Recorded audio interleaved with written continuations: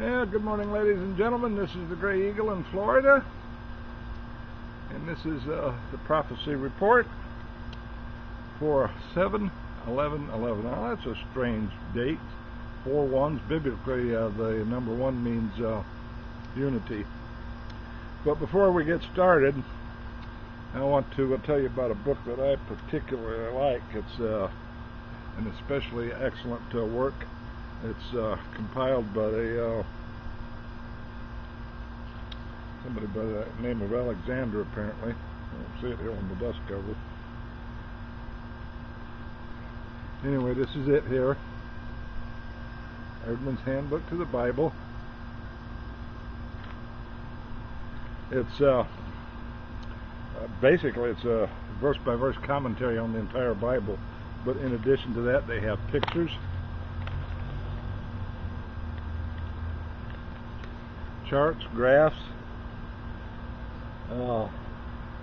maps,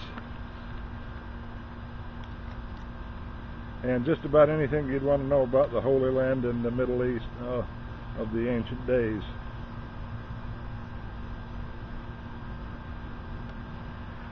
And it's called, again, Erdman's Handbook to the Bible. This was actually a textbook at Liberty University when I went there.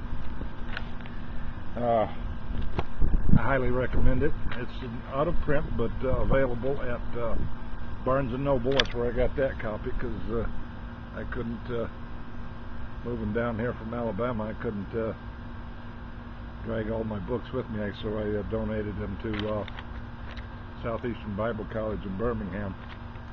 Well, good. It's the first day of the work week, at least for those of you who have a job. Well, let's get started. As you all know, last week the last space shuttle mission was launched. Went off without a hitch,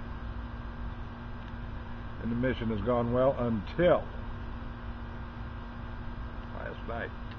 Now, last night I was unable to sleep. For some reason, I can't sleep very well at night sometimes. And that last night was one of those nights, so I had woken up, I don't know, about 4 in the morning, and they reported that there was some debris on apparently it's on some sort of a collision course or headed towards the shuttle. Anyway, it was some sort of a threat to the shuttle. Now, if you remember last week, the astronauts at the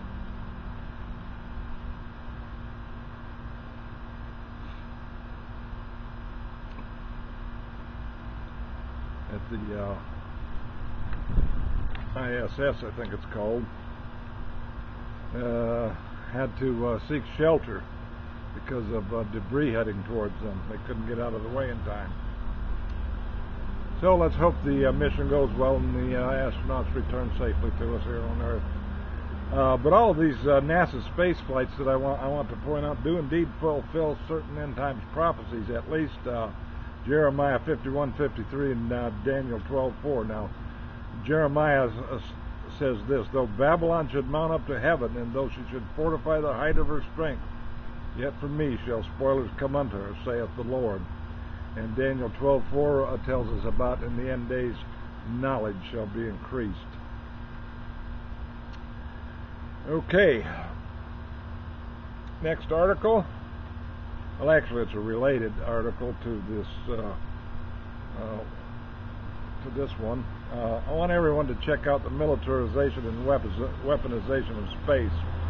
On Google, you'll get about 194,000 results and 24,000 video results. Now, all you have to do is Google these keywords: militarization, weaponization, space. Now, those may not be words, but they're on the internet.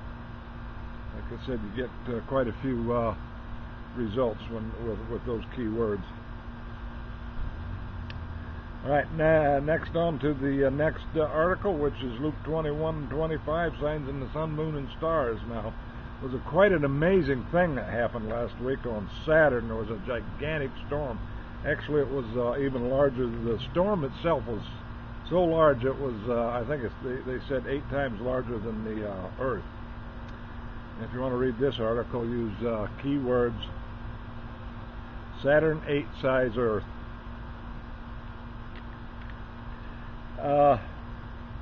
Now again we go back to Matthew 10:22. "Ye shall be hated of all men for my name's sake." Now this is what I call, actually I call it Christophobia. And this story also tells us of a violation of separation of church and state. And it seems the enemies of the U.S. are actually infiltrating our police departments. Won't be long, in my opinion, before they're enforcing Sharia law on American citizens. That is, if we survive what's coming up with Wormwood. Now, to read this article, it's actually a video on YouTube. It's you type in L.A. Sheriff Leroy Bacca busted, and it's right here on YouTube. And a related story to that, right here on YouTube. This is also a YouTube video. It's L.A. top cop in bed with Muslim Brotherhood.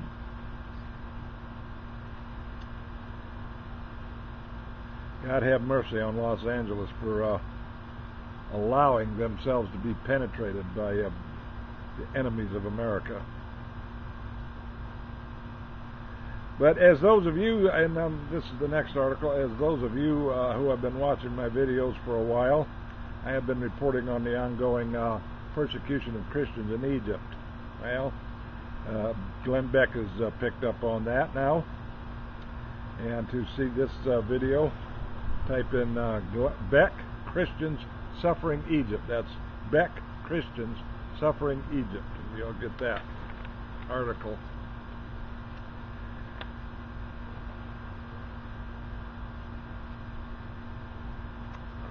Now, in John 9:4, it tells us about unemployment.